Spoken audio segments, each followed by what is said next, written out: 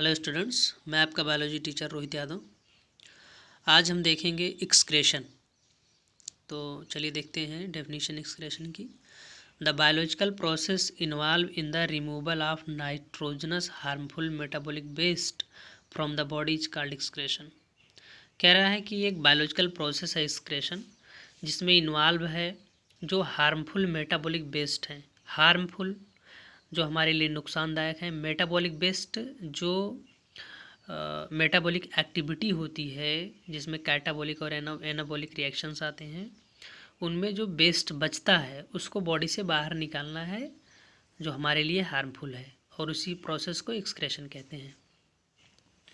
तो इसमें आप थोड़ा सा भी कंफ्यूज मत होना।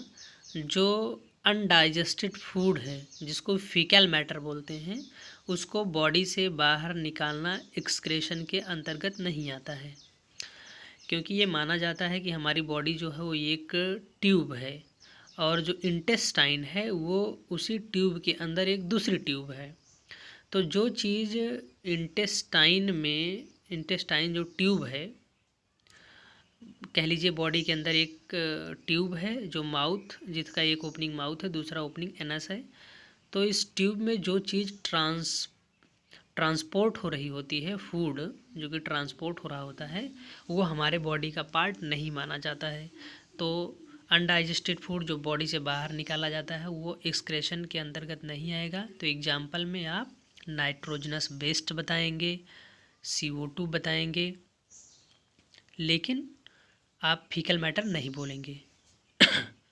आगे देखेंगे, difference organism use various strategy to do this. अलग अलग ऑर्गेनिज्म अलग अलग रणनीति अपनाते हैं इससे छुटकारा पाने के लिए। Many unicellular organism remove these best bye simple diffusion. बहुत सारी यूनिसेलुलर ऑर्गेनिज्म सिंपल डिफ्यूजन के थ्रू अपने बॉडी से वेस्ट मटेरियल निकाल देते हैं, जैसे कि अमीबा, पैरामीशियम जो वाटर में रहते हैं। Body surface into the surrounding, अपने बॉडी सरफेस से ही अपने सराउंडिंग में निकाल देते हैं, क्योंकि यूनिसेलुलर है, एक ही सेल है, तो उसमें से निकल जाती है, इसमें कोई प्रॉब्लम नहीं होती है डिफ्यूजन प्रोसेस के थ्रू। अगला है कॉम्प्लेक्स मल्टी सेलुलर ऑर्गेनिज्म। अब कॉम्प्लेक्स ऑर्गेनिज्म है, बहुत सारे सेल्स हैं, तो उनको बहुत ज़्यादा टाइम लग जाएगा, कई महीने या कई साल लग जाएंगे। तो ऐसी कंडीशन में फास्ट काम करना है तो उसके लिए कोई प्रोसेस, कोई अलग से स्पेशल ऑर्गन बन जाएगा। Complex multicellular organism use specialise organ to perform the same function. इस फंक्शन को करने के लिए इसके पास ऑर्गन्स होते हैं। तो कौन ऑर्गन होता है, चलिए देखते हैं। Excretory in human being, excretory organ in human being हम देखेंगे। स्क्रेटरी सिस्टम क्या है, स्क्रेटरी ऑर्गन क्या है। The excretory system in human being include a pair of kidney. तो ह्यूमन बीइंग में एक्सक्रेशन के लिए एक जोड़ा किडनी पाया जाता है। अ पेयर ऑफ यूरेटर, और एक जोड़े यूरेटर पाए जाते हैं, जिसके थ्रू यूरिनरी ब्लैडर में यूरिन जाके इकट्ठा होती है। यूरिनरी ब्लैडर एक थैला होता है, पाउच होता है, जिसमें यूरिन इकट्ठा होती रहती है, समय समय पर बाहर निकाल दिया जाता है। तो उस बैग का नाम है यूरिनरी ब्लैडर। एंड यूएथ्रा, और उस यूरिनरी ब्लैडर से एक डक्ट होती है, एक ट्यूब होती है, जिससे समय समय पर बॉडी के बाहर एक्सक्रीट कर दिया जाता है यूरिन को, तो उसको यूरेथ्रा बोलते हैं। Kidney are located in the abdomen. Kidney जो होती है वो एब्डोमेन में होती है, पेट में होती है। कहाँ होती है ये जानना बहुत ज़रूरी है आपको। तो यहाँ एक लाइन लिखी है, on the either side of the backbone. Backbone जो रीढ़ की हड्डी है उसके दोनों बगल बगल में। तो इसको जस्ट बताने के लिए मैंने एक फिगर लगा रखा है, इसको देख लीजिए आप। यहाँ देखिए, तो यहाँ ये ट्रांसफर सेक्शन है बॉडी का। ट्रांसफर सेक्शन मतलब जैसे हमारी बॉडी है तो इसको पहले काट दिया जाए, जहाँ से किडनी है वहाँ से, और फिर काट दिया जाए तो एक चिप्स जैसा जो स्ट्रक्चर बनेगा वही दिखाया गया है। जिसमें देखिए ये जो वाइट है स्पाइन दिखाया गया है, तो स्पाइनल कॉर्ड है ये, मतलब रीढ़ की हड्डी है, और उसके दोनों बगल में, थोड़ा सा बगल से कम दिखाया गया है लेकिन होता एकदम बगल में है, जस्ट बगल में। तो उसके दोनों बगल में किडनी है, ये रेड कलर की किडनी, और ये किडनी दोनों बगल में, लेफ्ट एंड राइट किडनी। और उसमें जो रेड कलर से दिखाया गया है रीनल आर्टरी है, जिससे जो है ऑक्सीजनेटेड ब्लड जाता है, और जो ब्लू कलर से दिखाया गया है रीनल वेन है। तो उम्मीद है ये आप समझ गए होंगे कि किडनी कहाँ होती है बॉडी में। तो चलिए आगे देखते हैं। Either side of the backbone urine produce in the kidney pass through the ureter. Urine जो बनती है किडनी में वो यूरेटर को पास कर देती है और ureter into the urinary bladder where it is stored until it is release through the urethra. और यूरेटर के थ्रू यूरिनरी ब्लैडर में स्टोर रहेगी जब तक कि यूरेथ्रा के थ्रू इसको बाहर नहीं निकाल दिया जाता है। तो यहाँ देख लीजिए किडनी है और किडनी में से जो ये येलोइश कलर का निकला हुआ है डक्ट ट्यूब निकली हुई है वो यूरेटर है और नीचे जो पाउच लाइक स्ट्रक्चर है यूरिनरी ब्लैडर है उसी में इकट्ठा रहेगा और फिर यूरेथ्रा के थ्रू समय समय पर बाहर निकाल दिया जाता है। आगे देखेंगे हम लोग showing position of the kidney in human body. ये ऊपर आप देख चुके हैं। तो आगे देखते हैं हाउ इज़ यूरिन प्रोड्यूस। तो यूरिन कैसे बनती है। आपने सुना होगा किडनी में बहुत छोटी छोटी मतलब एज अ छननियाँ होती हैं, सीब होती हैं जो छानती रहती, लाखों छननियाँ होती हैं और उन्हीं छननियों का नाम है नेफ्रॉन। और अब हम उसी एक कह लीजिए एक छलनी को देखेंगे कि वो काम कैसे करती है। ये जो आप अभी स्ट्रक्चर देख पा रहे हैं ये नेफ्रॉन है।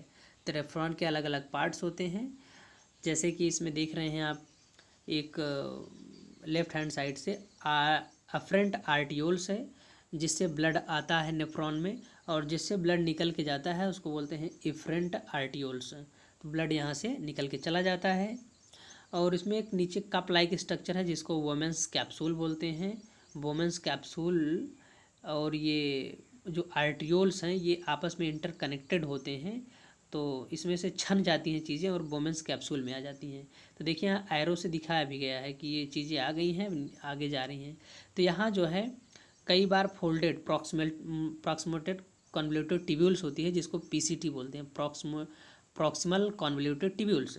तो यहाँ जो है ये मुड़ी हुई ट्यूब्स होती हैं जिसको प्रॉक्सिमल कॉन्वोल्यूटेड ट्यूब्यूल्स बोलते हैं, पीसीटी बोलते हैं। फिर आगे सीधी हो जाती है और नीचे की तरफ इसको बोलते हैं लूप ऑफ हेनले और फिर ऊपर जाके फिर ये फोल्ड होती है कई बार, इसको डीसीटी बोलते हैं, distal convoluted tubules.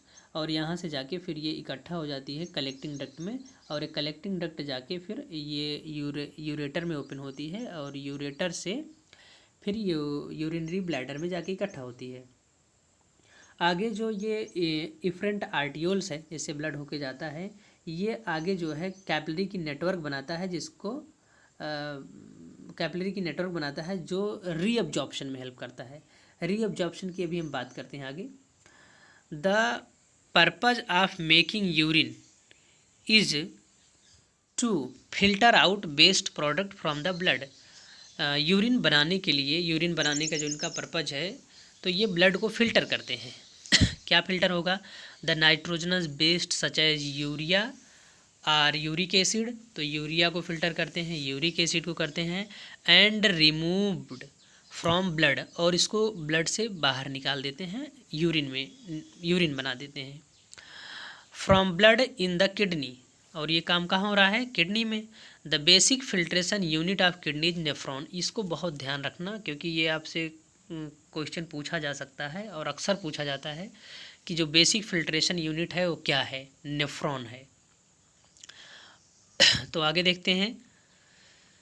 A cluster of very thin walled blood capillary, और गुच्छा होता है ब्लड कैपिलरीज का और जिसकी वाल बहुत पतली है। ईच कैपिलरी क्लस्टर, गुच्छे का हर एक कैपिलरी जो है इन द किडनी में is associated with a cup shaped.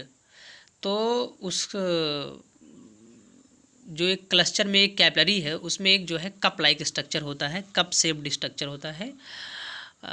And of a coiled tube called Bowman's capsule, तो उस कप का नाम है वोमेंस कैप्सूल, जो कि जो कॉइल्ड ट्यूब है जहाँ पर आके इफरेंट आर्टियोल और इफरेंट आर्टियोल्स जहाँ के मिलते हैं तो वहाँ पर जो है बहुत सारी ब्रांचेज बन जाती हैं जो उसी कप से जुड़ी हैं, तो उसको बोलते हैं वोमेंस कैप्सूल।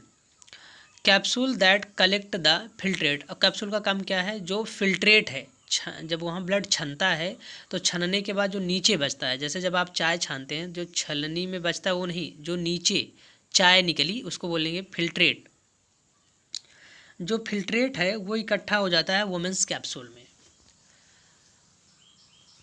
अब क्या होगा, each kidney has large number of these filtrates, सभी किडनियों में जो ये फिल्ट्रेट होते हैं बहुत भारी मात्रा में होते हैं।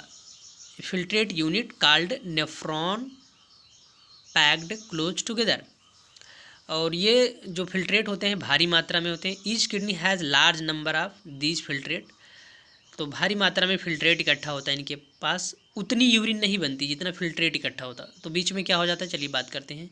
आगे एक और लाइन है, unit called nephron packed close together, जो इसकी यूनिट है जिसको नेफ्रॉन बोल रहे हैं, ये बहुत ही क्लोजली पैक्ड होता है, क्योंकि लाखों की संख्या में उस किडनी में पैक्ड होते हैं, तो बहुत ही करीब होते हैं, बहुत नज़दीक होते हैं।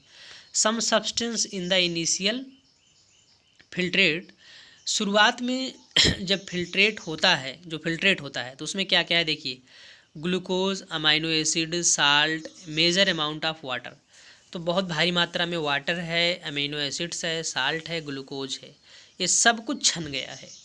अब अगर इतना यूरिन में बाहर निकल जाएगा तो ग्लूकोज हम कहाँ से पाएंगे बार बार, अमीनो एसिड कितना लेंगे क्योंकि प्रोटीन से अमीनो एसिड मिला है, कितना साल्ट लेंगे हम, वाटर कितना पिएंगे, दिन भर पानी ही पीते रह जाएंगे। तो इससे बचने के लिए बॉडी क्या करती है, आगे देखिए, are selectively reabsorbed as the urine flow along, तो इससे बचने के लिए क्या करती है, री एब्जॉर्ब कर लेती है, जो इसमें फिल्ट्रेट हुआ है फिर से उसमें से सोख लेती है, उसमें से फिर से निकाल लेती है। क्या क्या निकाल लेती है, ग्लूकोज निकाल लेती है, अमीनो एसिड निकाल लेती है, साल्ट निकाल लेती है, और बहुत भारी मात्रा में वाटर भी निकाल लेती है, ताकि जो यूरिन है वो कंसंट्रेट हो जाए। ठीक है, और कहाँ निकालती है, ये वोमेंस कैप्सूल के बाद जो ये प्रॉक्सिमल कॉन्वोल्यूटेड ट्यूब्यूल्स है, जो लूप ऑफ हेनले है, और जो डिस्टल कॉन्वोल्यूटेड ट्यूब्यूल्स है, यहाँ पर निकाल लेते हैं ज़्यादा मात्रा में glucose, water, salt, amino acids, और जो ये कलेक्टिंग डक्ट है इसमें ज़्यादा मात्रा में वाटर लेते रहते हैं, वाटर। तो आगे देखेंगे, the amount of water reabsorb depend on how much excess water there in the body, जो वाटर है कितना रीअब्जॉर्ब किया जाना है वो डिपेंड करता है कि आपकी बॉडी में पानी कितना है। अगर आप खूब ज़्यादा वाटर पिए हैं तो रीअब्जॉर्प्शन वाटर का कम होगा, और जो आपकी यूरिन होगी एज आ मतलब उसका कलर कुछ नहीं आएगा, सिर्फ वो वाटर कलर में दिखेगी, वाटर का कोई कलर तो होता नहीं, तो कोई कलरलेस दिखेगी। अगर आपकी जो यूरिन है येलोइश हो जाती है, हल्की पीली हो जाती है, तो समझ लीजिए आपके बॉडी में डिहाइड्रेशन है, पानी की कमी है, और पानी और ज़्यादा मात्रा में पीना चाहिए। तो ये वाटर का रीअब्जॉर्प्शन डिपेंड करता है आपकी बॉडी में पहले से वाटर कितना है, and on how much of dissolve water waste there is to be excreted, और कितना डिजॉल्व है इसमें वेस्ट जो कि एक्सक्रीट करना है। तो इन चीज़ों पर वो डिपेंड करता है कितना रीअब्जॉर्प्शन किया जाए।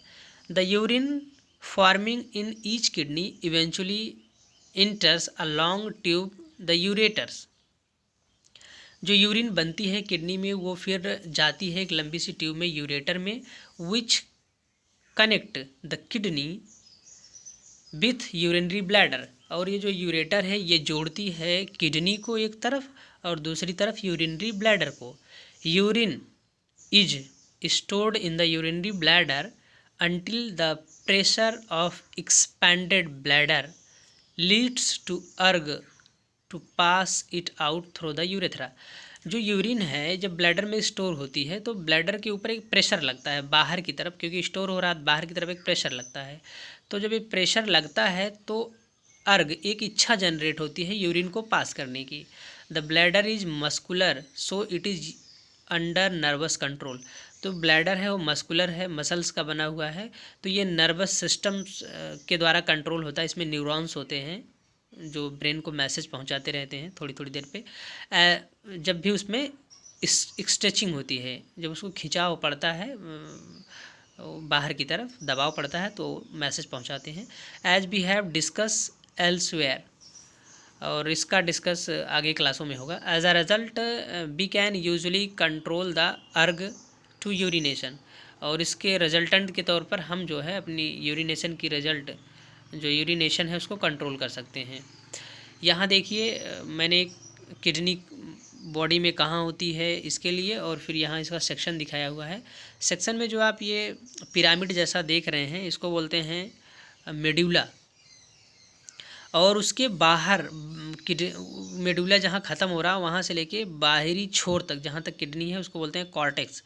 इन सब की ज़रूरत आपको आगे पड़ेगी जब और डिटेल में पढ़ेंगे आप। और यहाँ से जब एक कलेक्टिंग डक्ट निकल रही है जिसको यूरेटर्स बोल रहे हैं। और थोड़ा सा बताना चाहूँगा, जो नेफ्रॉन होता है वो मेड्यूला से कॉर्टेक्स तक होता है, तो कुछ रीजन उसका मेड्यूला में होता है, कुछ रीजन उसका कॉर्टेक्स में होता है। फ़िलहाल अभी इतना जानिए काफ़ी है। तो आगे कुछ वर्क हैं, क्लास वर्क, उम्मीद है आप कर लेंगे। अगर कोई प्रॉब्लम होती है कमेंट करके बताइए, और अगर अच्छा लगता है तो भी बताइए। Thank you.